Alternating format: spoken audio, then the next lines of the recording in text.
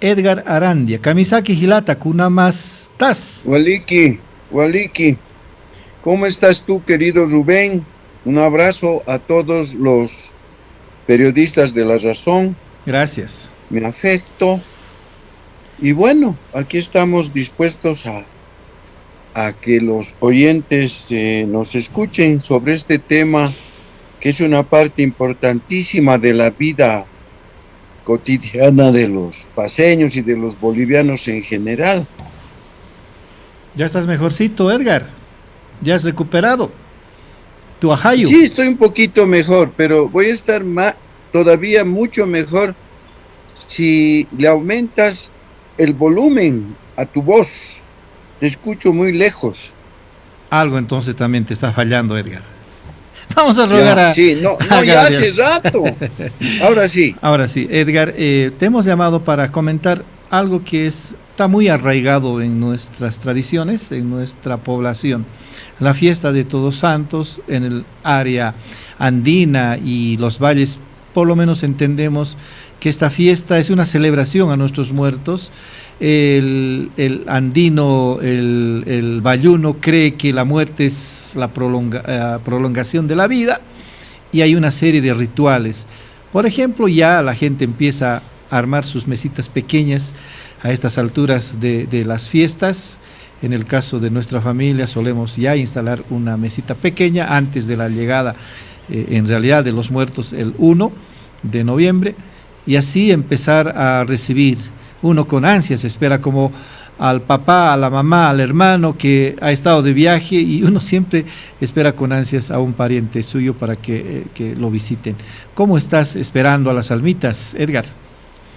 Bueno, así como tienen esa práctica en muchas regiones de Bolivia, en el lado occidental, la primera vez que un antropólogo de apellido Monast vio estas prácticas, Santiago Monast. dijo que, sí, dijo que era los indios aymaraes, él escribió, ¿no? Sí.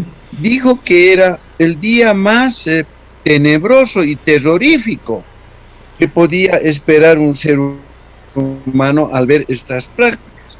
Lo que pasa es que él jamás entendió la estructura del sistema de parentesco, el sistema de relación y el vínculo que hay entre los muertos considerados semillas y que no tienen la misma condición que en la religión católica. Tú sabes que cuando viene el cristianismo se establecen tres diríamos, categorías, ¿no? Primero, naces, te reproduces, te mueres. Pero, ¿qué pasa después de que te mueres? Tienes tres opciones. Te vas al paraíso, al purgatorio o al infierno. Era esa más o menos la estructura mental que Monas tenía sedimentado ya en su conocimiento que tenía respecto a estas prácticas. Pero en el mundo indígena eso no existe. No hay esa ambición de que te vas a ir al purgatorio, al infierno o al cielo. En el mundo indígena siempre se apela al eterno retorno, que tampoco es ninguna novedad, ya en la filosofía griega se hablaba de eso. Es decir, naces, te reproduces, te mueres, vuelves a nacer, vuelves a reproducirte, vuelves a morirte. Entonces no es una visión lineal que se tiene de la vida y la muerte, sino es una visión circular. Entonces, el Todos Santos ha coincidido con el Ayamar Caiquilla, es decir, el Día de Difuntos. Es por eso que ambas fiestas se han fusionado, son dos fiestas totalmente diferentes. Mientras para la Iglesia Católica, Todos Santos es una celebración que se hace pues a los santos católicos. Y eso tiene una razón de ser en esta época. En Europa, los celtas tenían una fiesta, el Halloween, que era un ritual en el que se esperaba el cambio de estación. Mientras nosotros nos estamos acercando al verano, ellos están ya en el invierno. Entonces decían que en ese espacio, en ese cambio de estación, había un intersticio donde salían los espíritus que no habían sido atendidos, los espectros, los fantasmas, en palabras para que me entiendan, el cuco, los cucus salían, ¿no? A espantar a la gente. Ese es el origen de Halloween y ese es el origen de Todos Santos. Entonces un papa, no me acuerdo en este momento su nombre, pero era en el siglo III, para contrarrestar esa práctica que era de alguna manera perniciosa para la evangelización y la cristianización de ese sector de Europa, hasta el Todos Santos. Y ese es el origen del Todos Santos, que después se traslada ya a Vía Yala, también llamado Sudamérica, Latinoamérica, Hispanoamérica, pero su nombre originario es Vía Yala, tierra de la fecundidad. Y ahí se incorpora y coincide con el Día de Difuntos del mundo indígena.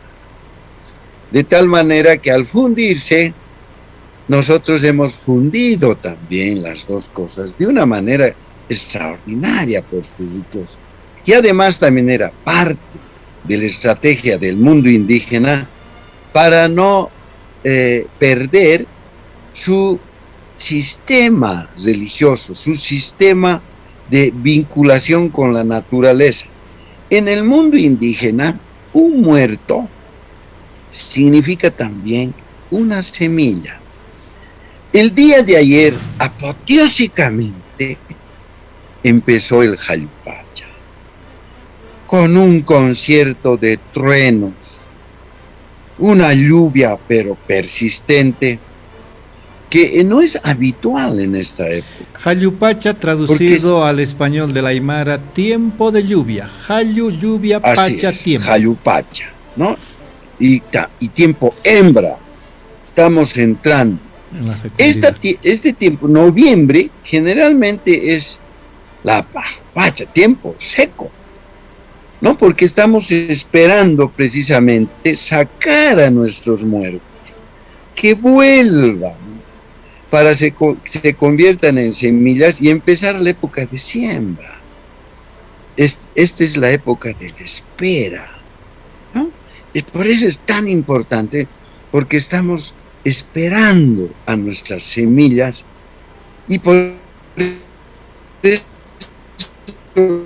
les festejamos. No es como, yo he escrito un pequeño texto hace ya más de 20 años que tenía que ver con las ñatitas, ¿no? Y aquí está mi ñatita, me acompaña. Entonces, ahí hice una investigación, por ejemplo, en Quime, en Chayapampa, en el cementerio, a los alrededores del cementerio, cómo se prepara, cómo se espera el día de difuntos, el día de muertos. Y es algo que durante todo el año, si tenemos un muerto, entre comillas, fresco, es decir, que no tiene ni un año todavía, se le tiene que hacer mínimamente un quintal de masitas. Pero ¿para qué es esto? ¿Por qué es esto?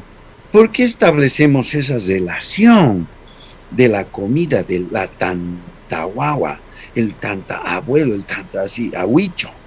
¿No? ¿Por qué hacemos de escaleras, caballitos, perritos, estrellas? Eso tiene que ver con la vinculación del ser humano que está todavía en la japacha, es decir, en el mundo de aquí, porque todos, sin excepción, nos vamos a ir al otro lado. En el mundo indígena, Huiñaymarca, la ciudad eterna, que está al lado de este mundo.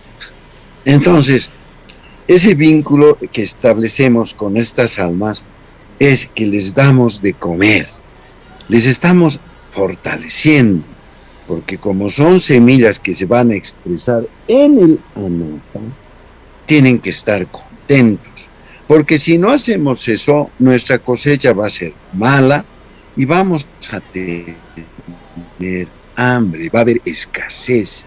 Eso también está vinculado con las ñatitas, que es el 8 de noviembre. O sea que es una fiesta que no dura 2 días o 3 días, es prácticamente hasta el 8 de noviembre, y del 8 de noviembre se prolonga hasta el 21 de diciembre, que es el equinoccio de verano, y empieza a estallar ya en el campo los primeros brotes, y hay la abundancia de papa, choclo, los animalitos empiezan a parir, hay mucho queso, haba, ya es la famosa del aptapi, que no es otra cosa que la celebración de esos muertos que se han vuelto semilla, y como le hemos dado de comer, les hemos recibido en su casa con mucho amor, con sus morenadas favoritas, su comida favorita, sus bebidas favoritas, hemos hecho compartir en la comunidad. Así es. Nos hemos asociado para celebrar, no solamente hemos celebrado individualmente, sino hemos hecho participar a nuestros compadres, nuestras comadres. Y eso, claro, obviamente en la ciudad eso ha cambiado mucho.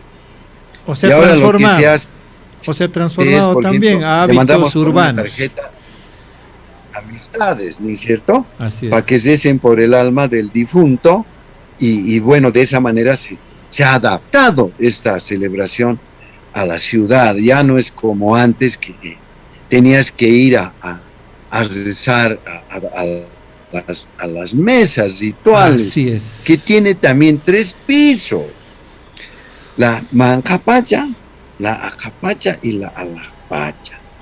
¿Bajo Por tierra? eso ponemos en nuestras mesas. Así es. Dime, querido Rubén. No, solamente te traducía. Manjapacha, debajo la tierra. Acapacha, la tierra misma. Y alajpacha, más allá de la tierra, el cielo. Esos son los pisos que también, ¿no?, se traducen en las mesitas de 3 pisos, ¿no? La mesa, hacemos esas representaciones, ponemos la cebolla florecida, ponemos también, algunas personas les gusta poner flores para adornar, significando la naturaleza, figuras ya de los panes, ¿no?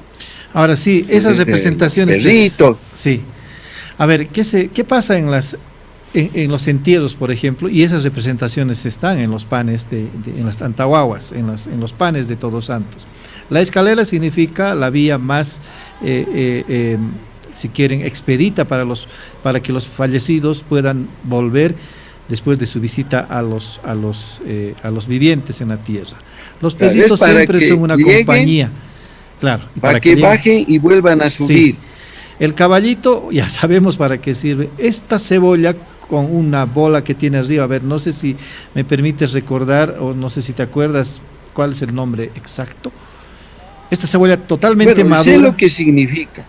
Lleva agua. La cebolla es una cantimplora. Sí, esa. Es el agua. Sí, es el agua. Tiene una partecita posterior que es dura, y ahí hay agua, también representa el agua para la sed del viajero, del muerto viajero, cuando nos visita la tierra. Ahora, cierto, es una celebración, yo siempre digo que no es para ponerse tristes, quizás en la emoción. En absoluto. Al esperar a nuestros muertos uno se emociona, llora, recuerda, pero es más para recordar los buenos tiempos vividos de los fallecidos. Qué comían, qué música, las anécdotas, las historias que nos contaba o que compartía con nosotros, los momentos cuando tuvimos la dicha de vivir con ellos. Entonces creo que hay que esperar con alegría esta celebración, Edgar. En la familia siempre hay un muertito. En el caso de Oruro, por ejemplo, las costumbres son distintas a las de La Paz.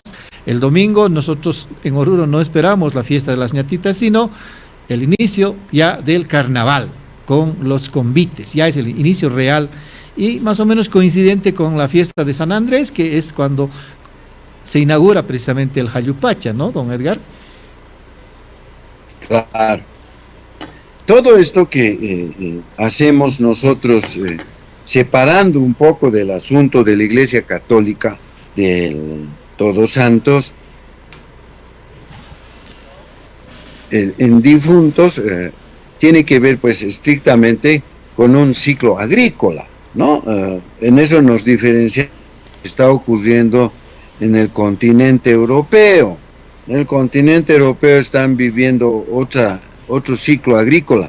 Mientras nosotros estamos esperando y entrando al Jayupacha, ellos están entrando a una época seca, ¿no? Y esa es una gran diferencia. Y por ejemplo, cuando se fusiona, y es interesante lo que pasa en Quime, por ejemplo, debe haber residentes quimeños en La Paz.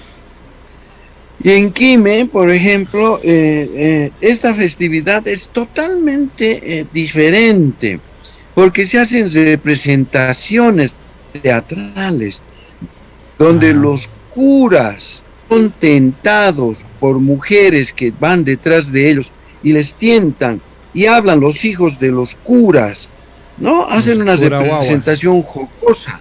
Han mezclado ambas cosas con la fecundidad y la prohibición, ¿no? de algunas prácticas que había y eran frecuentes en esos pueblos, de los sacerdotes, ¿no? Que decían a sus hijitos sobrinos.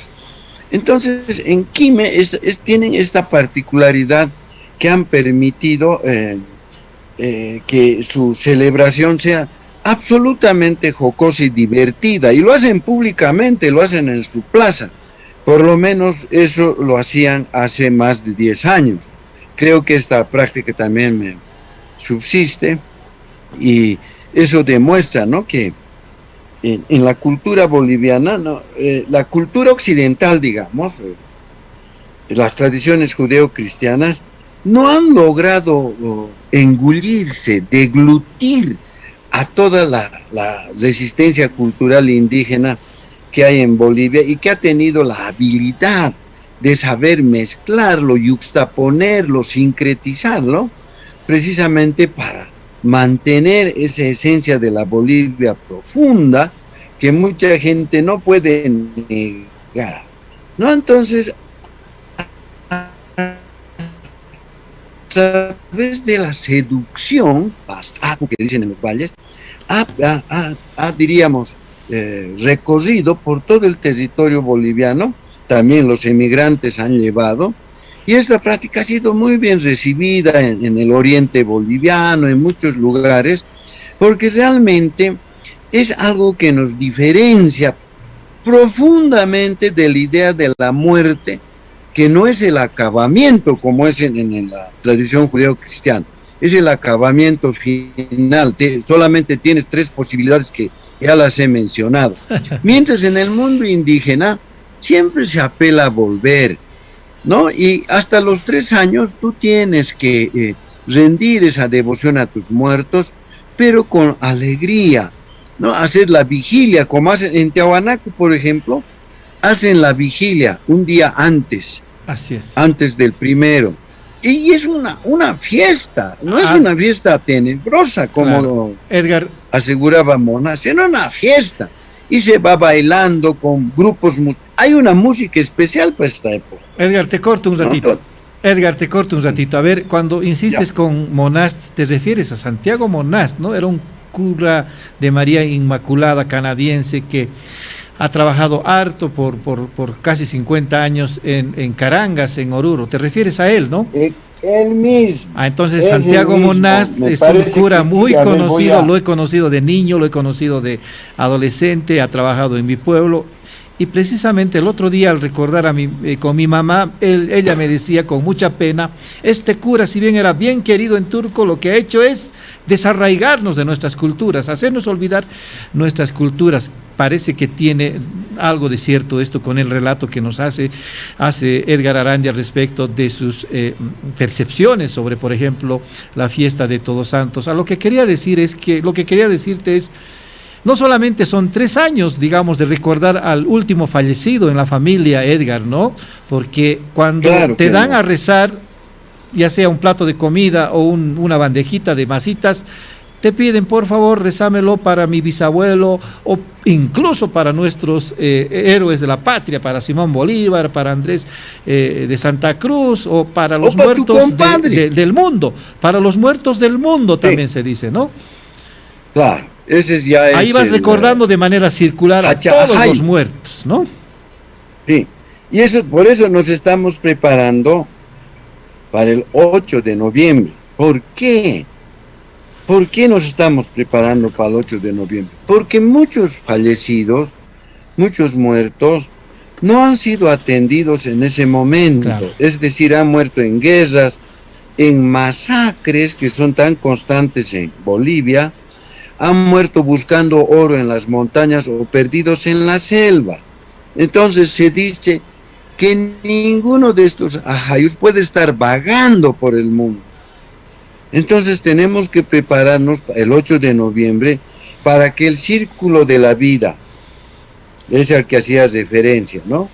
Que siempre apela a volver como semilla, no le falte ninguno de esos espíritus, de esas almas. Ese es el hachahayo, el almamundo, que está en todo el universo. Esa es la vinculación que tenemos los seres humanos que estamos en la capacha, con la Pacha y la Capacha, con esa totalidad. Es un pensamiento holístico. Entonces, esas almas, yo tengo mi ñatita, por ejemplo, ¿no? Que en su sueño me ha dado un nombre. Entonces, el 8 de noviembre, bueno, yo ya desde ahora, él ya está afuera, ya es parte de mi familia, mis hijos lo conocen desde niños, no le tienen ningún miedo. ¿Ah? ¿Qué se llama tu ñatita? Cumbaé. Cumbaé, te dio entre sueños ese nombre. Que es un nombre guaraní, ¿no? Pero él no es guaraní. Seguramente en algún momento de su... a ver, ¿cuál es la historia? Contanos de tu ñatita. Tuvo alguna... Bueno, tú sabes que yo fui herido justo en esta época, en la masacre de Todos Santos, de Natush Bus y Guillermo Bedregal. Y entre otras cosas nunca me indemnizaron, ¿no? A ver, muéstranos a la ñatita. Está en mi taller, pero aquí tengo representaciones. He hecho varias representaciones y detrás mío verás que hay una pintura también, ¿sí? ¿No? Entonces, siempre está muy vinculado en mi libro también, en mi libro que he escrito hace ya muchos ahí están las pinturas del maestro atrás. Arandia también, las estamos viendo. ¿No? Es uno de mis temas recurrentes. Entonces, cuando me hirieron en esa época, mi esposa era una francesa, y yo recordé que mi yatiri me había dicho que no me metiera con mujeres casadas, que no andara en aventuras y que sobre todo no me metiera en las revoluciones, porque en la coca me había leído y me mostró una hoja de coca que al lado de la nervadura un agujero, estaba perforada esa hoja de coca. Yo tenía 18 años y me dijo que me cuidara. Bueno, cuando me hirieron, la bala me traspasó. Me acordé pues de él, ¿no? Me acordé de este yatiri aquí en el Calvario, en la zona norte, que eran los yatiris muy, muy célebres, ¿no? Por esa razón también hicieron ahí una iglesia y lo volvieron Calvario, era una huaca. Entonces me interesé por el tema y empecé a estudiarlo y empecé a buscarlo este hombre. Obviamente ya había fallecido, ¿no? Ya no existía más. Pero él me dijo tantas cosas, entre esas, que él iba a desviar ese mal y que en mi cabecera veía a una mujer oscura, a una mujer que no parecía muy clara. ¿Y qué era? Que mi esposa en esa época era pues una afro francesa, ¿no? Y bueno, todo esto casi se cumplió al pie de la letra y cuando le fui a consultar a otro maestro ahí en lo que llama, en la Huaraca Pacheta, aquí camino a Oruro. Él me dijo que el que me había salvado no era mi doctor, sino el que había desviado ese fuego era mi yatiri, el Tata Alamanca, ¿no? Que no era el médico, que él ya a mis 18 años había desviado ese fuego. Como el chiru Entonces, chiru. a partir de eso, empecé a interesarme mucho por este tema. Ya. Y eso no te puedo contar. Me dijeron que yo había perdido mi camasa en ese momento que me hirieron, porque estuve a punto de morir. De ahí vienen mis achaques, ¿no? Y mis constantes Pasa cirugías. eso, pues, y la gente a veces no cree en por qué está enfermo, por estrés. A veces siempre hay que llamarse la ajayo, dice con los yatiris. Claro. Esas costumbres tenemos En esta época me viene, pues, o sea, el cuerpo tiene memoria. Entonces mi cuerpo en esta época se acuerda de eso.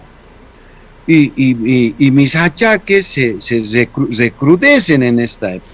Qué interesante.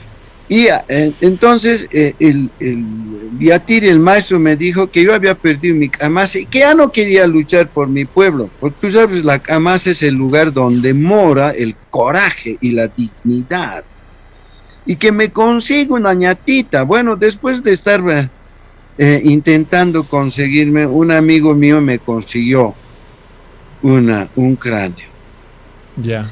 Y después del rito que hice, me lo adopté y hasta el día de hoy lo tengo en mi casa. Como protector. Y sigo estudiando este tema que tiene una riqueza extraordinaria porque nos vincula con el cosmos, nos vincula entre todos los seres humanos del planeta.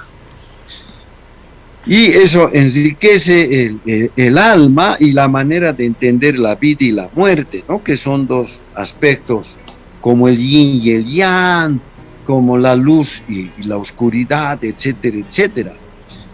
Y nos desvincula con las creencias occidentales de que la muerte es terrorífica, de que la muerte es un castigo. No, nada de eso, ¿no? La muerte es algo natural. Por eso en Aymara se dice que estamos apagándonos, tucusiwa, ¿no? Que nos estamos como una velita, nos estamos apagando, y para eso hay que prepararse y hay que empezar a conciliar muchas cosas y a entender que tú eres parte intrínseca de la naturaleza y lo único que vas a hacer es volverte una semilla, ¿no? En términos simbólicos y también en términos cosmológicos, ¿no?